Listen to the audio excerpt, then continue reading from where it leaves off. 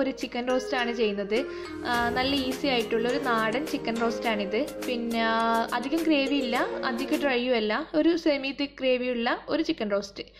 റൈസിൻ്റെ കൂടെ ആയാലും അപ്പത്തിൻ്റെ കൂടെ ആയാലും പൊറോട്ടയുടെ കൂടെ ആയാലും ചപ്പാത്തിയുടെ കൂടെ ആയാലും എല്ലാത്തിൻ്റെയും കൂടെ നല്ലൊരു കോമ്പിനേഷനാണിത്. അപ്പോൾ എങ്ങനെയാണ് ഈ ഒരു ചിക്കൻ റോസ്റ്റ് റെഡിയാക്കി എടുക്കാൻ നോക്കാം. അപ്പോൾ അതിനായിട്ട് ഒരു പാൻ ചൂടാക്കി എടുത്തിട്ടുണ്ട്. ഞാനിത് വെളിച്ചെണ്ണയിലാണ് ചെയ്യുന്നത്. ഒരു 2 ടേബിൾ സ്പൂണോളം വെളിച്ചെണ്ണ നല്ലോണം ചൂടായി വന്നിട്ടുണ്ട്. ഇതിലേക്ക് ഒരു 1.5 ടേബിൾ സ്പൂണോളം ഇഞ്ചി വെളുത്തുള്ളി ഒന്ന് മിക്സിയിലിട്ട് ചതച്ചെടുത്തത് കേട്ടോ, അത് ചേർത്ത് കൊടുക്കുന്നുണ്ട്. അതിൻ്റെ ആ ഒരു പച്ചക്കുത്ത് മാറുന്നവരെ നമ്മളൊന്ന് വഴറ്റിയെടുക്കാം.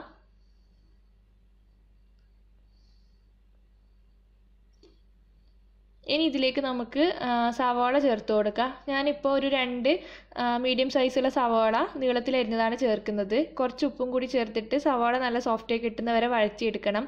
ഇപ്പോൾ ഒരു വലുതൊക്കെ ആണെങ്കിൽ ഒരു സവാള ചേർത്താലും മതി.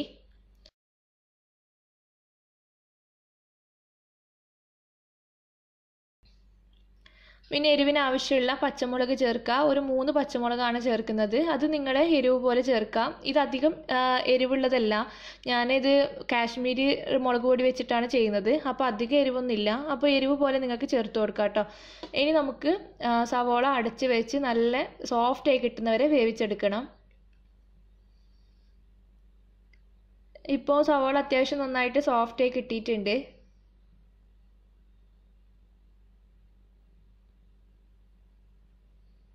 കുറച്ച് കറിവേപ്പില ചേർത്ത് കൊടുക്കാം. ഇനി പൊടികളാണ് ചേർക്കുന്നത്. 1 ടീസ്പൂണോളം മഞ്ഞൾപ്പൊടി, 1 ടീസ്പൂൺ സാധാരണ മുളക് പൊടിയും പിന്നെ ഒരു കളർ കിട്ടാൻ വേണ്ടിയിട്ട് 1 ടീസ്പൂൺ കാശ്മീരി മുളക് പൊടിയുമാണ് ചേർക്കുന്നത്. പിന്നെ ഒരു 1.5 ടീസ്പൂണോളം മല്ലിപ്പൊടി ചേർക്കുന്നുണ്ട്.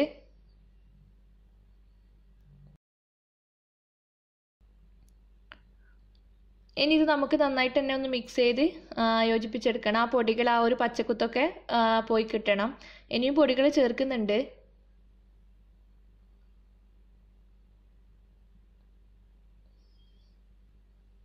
ഒരു 1/2 ടീസ്പൂണോളം കുരുമുളക് ഒന്ന് ചതച്ചെടുത്ത് ചേർത്ത് കൊടുക്കുന്നുണ്ട്. പിന്നെ ഒരു 1/2 ടീസ്പൂണോളം ഗരം മസാല, അതേപോലെ ഒരു 1/2 ടീസ്പൂൺ പെരിഞ്ജീരകം പൊടിച്ചതുമാണ് ചേർക്കുന്നത്.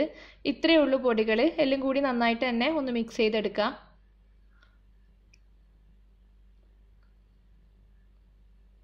പൊടികളെ പച്ചക്കുത്തൊക്കെ പോയിട്ടുണ്ട്. ഇനി നമുക്ക് തക്കാളി ചേർത്ത് കൊടുക്കണം. ഞാൻ ചെറിയ 2 തക്കാളിയാണ് ചേർത്ത് കൊടുക്കുന്നത്.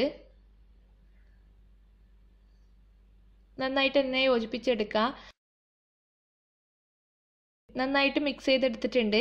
ഇനി തക്കാളി ഒന്ന് വേവിച്ചെടുക്കണം. അതിന് വേണ്ടിയിട്ട് അടച്ചു വെച്ചിട്ട് വേവിച്ചെടുക്കാം. 5 മിനിറ്റ് ഞാൻ അടച്ചു വെച്ചിട്ട് തക്കാളി നല്ലോണം വേവിച്ചെടുത്തിട്ടുണ്ട്.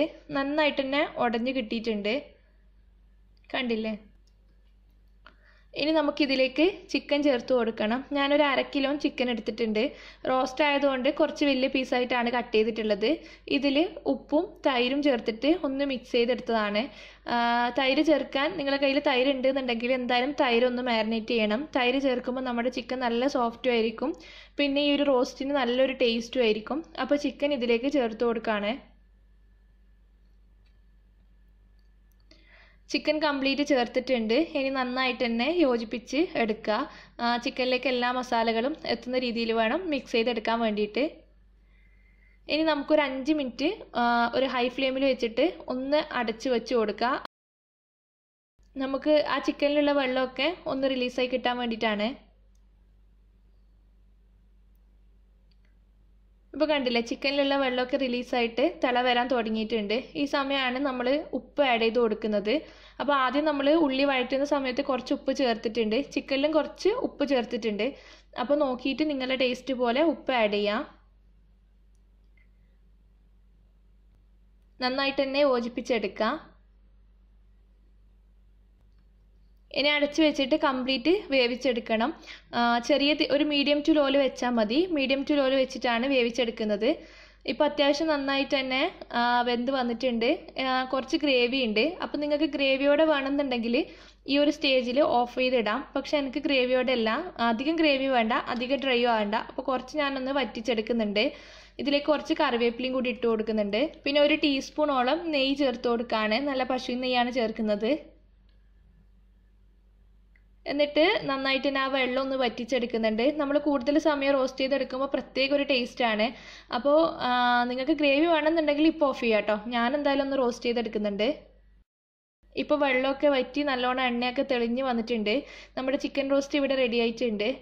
ഞാനിപ്പോൾ റൈസിൻ്റെ കൂടെ സെർവ് ചെയ്യുന്നത് കൊണ്ടാണ് അധികം ഗ്രേവി ഇല്ലാതെ എടുത്തത്. ചിക്കനൊക്കെ നല്ല രീതിയിൽ തന്നെ റോസ്റ്റായി വന്നിട്ടുണ്ട്. വെന്തിട്ടും ഉണ്ട് കേട്ടോ. അതൊക്കെ നിങ്ങൾ നോക്കുക. ചിലപ്പോൾ നാടൻ കോഴിയൊക്കെ എടുക്കുകയാണെങ്കിൽ കുറച്ച് സമയം എടുക്കും റെഡിയായി കിട്ടാൻ വേണ്ടിയിട്ട്. ഇതിപ്പോൾ പെട്ടെന്ന് വേവുന്ന ചിക്കൻ ആയതുകൊണ്ടാണ് ഞാനിങ്ങനെ പാനിലിട്ടിട്ട് തന്നെ ചെയ്തത്. അപ്പോൾ നാടൻ കോഴിയൊക്കെ എടുക്കുകയാണെങ്കിൽ നിങ്ങൾ കുക്കറിൽ ഒന്ന് വേവിച്ചിട്ടിട്ട് റോസ്റ്റ് ചെയ്തെടുത്താൽ മതി. അതായിരിക്കും കുറച്ചും കൂടി ഈസി. അപ്പോൾ ഞാൻ ഫ്ലെയിം ഓഫ് ചെയ്യാണ്. നമ്മുടെ ചിക്കൻ റോസ്റ്റ് നമുക്ക് സെർവ് ചെയ്യാം. നല്ല ടേസ്റ്റി ആയിട്ടുള്ള ഒരു ചിക്കൻ റോസ്റ്റാണ് ഇത്. എന്തായാലും ട്രൈ ചെയ്ത് നോക്കുക. ഈസി അല്ലേ? നമ്മൾ വേറെ എന്തെങ്കിലും പണിയെടുക്കുന്ന സമയത്ത് ഇതാടെ റോസ്റ്റ് ചെയ്യാൻ വെച്ചാൽ മതി. ഇതങ്ങ് ആയിക്കോളും. അധികം പണിയൊന്നുമില്ല.